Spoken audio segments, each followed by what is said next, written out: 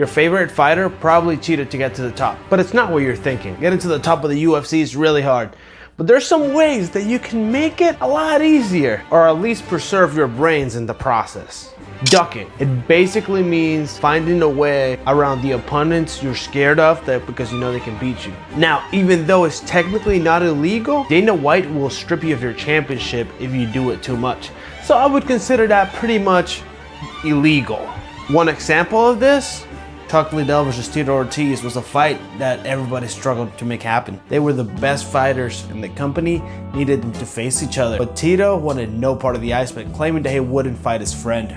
The negotiations for UFC 47 dragged on for a while, actually over a year. And finally, Dana was able to somehow book the fight. And Tito was in the cage, was his worst nightmare now. A lot of nervousness and anger, and there's a lot of anticipation for this fight. This is a true mixed martial arts grudge match, probably the biggest grudge match we've ever had. Messed up in the first round and put to sleep in the second round. It was pretty evident why Tito Ortiz did not want to get in the ring with Chuck the Iceman Liddell. I read this interview with Tito Ortiz that before every one of his fights, he would go into a room where nobody was and just cry. When you're a known name in the fighting business, and you just got your first big break by getting the UFC contract, you are expected to accept every single fight that the management offers you, no exceptions. If you say no, they'll say goodbye, and that's the end of you.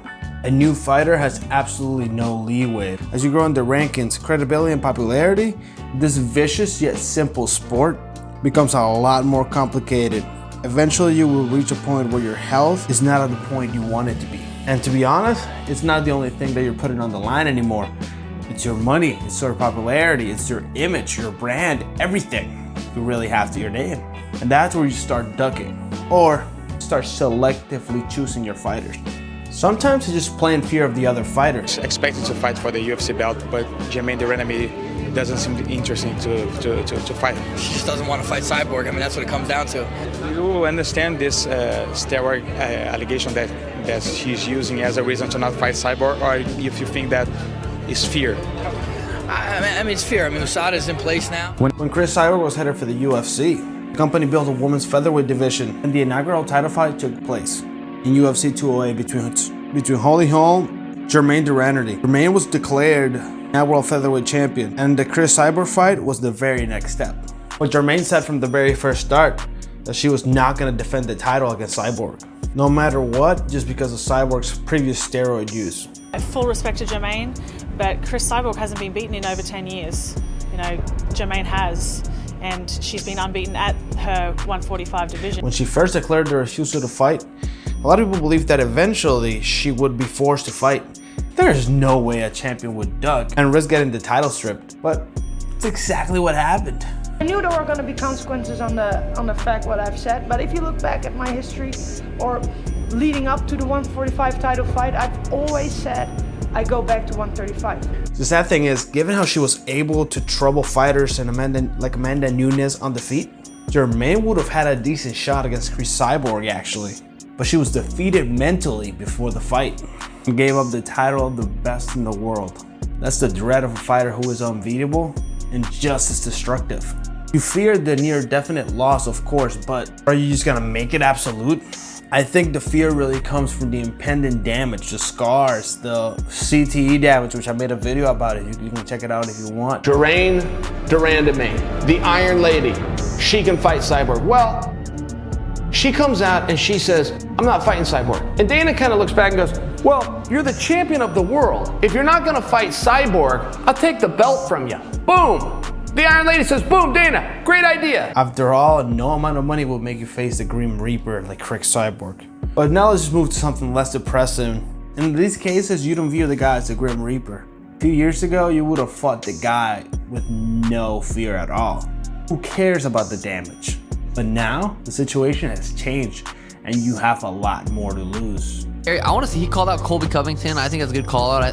That's a fight I want to watch. That'd be a sick fight. Despite the lackluster performance against Leon Edwards, Colby Covington has no reason to be terrified of Ian Gary. The Styles Clash actually favors Colby, and there's a lot of reasons to believe that this grudge match is one of the biggest fights the UFC can make in 2024, 2025, 2026. Since the start of the feud, Colby Covington was very keen on not fighting Ian Gary at all. In a recent interview, Colby Covington doubled down on this fact and actually proceeded to call Bilal Muhammad and Charles Oliveira. So he's trying to fight anybody but Ian Gary at this point. And actually, I don't think he's afraid of the damage he could do compared to the Cyborg example, but rather the damage that Ian Gary could possibly do to his position. He's the chosen one for the ex-president Donald Trump. Let's be honest, if I'm gonna fight a guy like this, and I'm gonna go through a whole training camp, and I'm gonna spend all this money to bring in training partners, my coaches are gonna give me all the time. What if he does the same thing again and pulls out? Then my coaches don't get paid, then I can't make money. Now I've just wasted a whole training camp. Like, he's not serious about business. You know, the ship sailed, and you know, I'll fight whoever I wanna fight when I wanna fight. He's saying, I'm not gonna take a fight because this guy is gonna drop out. And I don't think that's it at all. I think he just doesn't wanna fight him for whatever reason. And I could respect that. Once you get so close to the top, they're no longer athletes. They're personalities. They're characters. Their value is tied to their record, and one loss can ruin all of it. If Ian Gary puts to sleep Colby Covington, he will be looking at near the end of the road,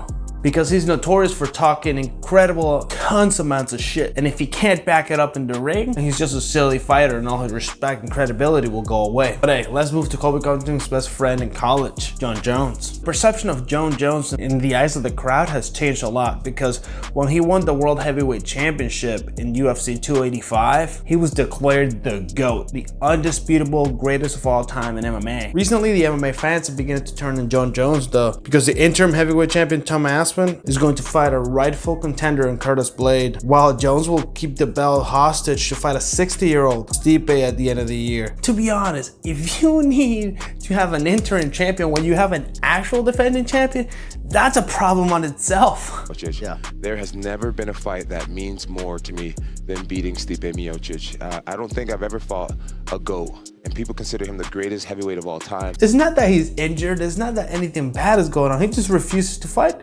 until December. It was a DM back and forth. I've already agreed to make 15 million my next fight. Hell yeah, bro. I'm about to beat up this old man and ride off into the sunset. Hope you enjoy watching. And yeah, of course there's a chance I can get knocked out. I'm fully aware of that, but I'm putting it on the line. Yeah. And quite frankly, he isn't. Remember how I said Colby Covington was a brand? Well, Jon Jones, he's a dynasty. He's the greatest of all time. He is unstoppable. He's the biggest brand. You get all the references I'm making. He is a big deal. As a light heavyweight champion, he fought them all. He wasn't ducking anybody. Was if this guy were to beat me somehow, I can look myself in the mirror and say that, well, I lost because I got hammered the week before the fight. I did it my whole career. I would go out and get hammered 1 week before every fight. He fought multiple generations. He has always been obsessed with victory. Winning the Wisdom Award, nobody respectable, especially the champions of the world, are usually allowed to play by these rules in this sport. But that's exactly what Jon Jones is doing. He's fighting a half-retired Stipe Miocic in his last fight. We all know that Stipe is past his prime. He was knocked down in his last fight. His last victory was half a decade ago. Jon Jones has been damn near perfect his entire career inside the octagon. Let's not cover the outside the octagon stuff, but if you do want to check it out, there's a video right there. Tom is. He's not important enough yet to determine my schedule and my decisions. And he doesn't want to ruin this perfect reputation when he is 27-1, especially when that one was a disqualification over a dumb rule that the UFC has. So he never truly lost a fight and went away, came back, won the belt again. So the legacy, the brand, the dynasty, everything he built up is a risk every single time he steps on that octagon. I feel like I'm kind of beating a dead horse and just keep crying about it, and I don't want to. Okay. That's Jon's business. Jon can do his thing. If we fight, great. If we don't, great as well. All respect to Jon Jones, one of the GOATs of the sport. Jon Spones Jones, the fighter, probably wants to shut Aspinall's face no matter what. However, it's just not worth it for his brand. And that's what he means by it's not worth his time. He's a businessman. He knows he is nearing the end of a very successful career, and one that could translate into many things like movies and so many other things coming up if he just remains undefeated. So a loss could destroy all that. It's not fear of the opponent, but instead the fear of losing it all. So ducking in combat sports, to be honest, most of the time it's not even about being afraid of your opponent, given that is the case in some cases, especially when you give your belt just to not fight the person. That's straight up fear. However, most of the times, these people are business people, as well as fighters. A lot of them have very smart agents that just tell them, don't take that fight, not because you can't win, it's just not a smart decision for your brand. It's a business move. It's a power move a lot of the times.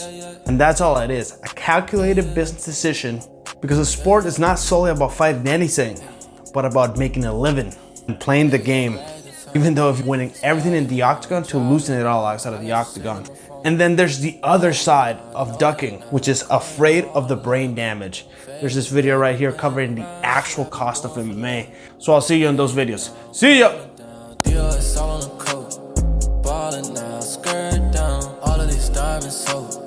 Bottle for me, but the yours now. You could drink it, but take it slow. Ballin' for you, falling for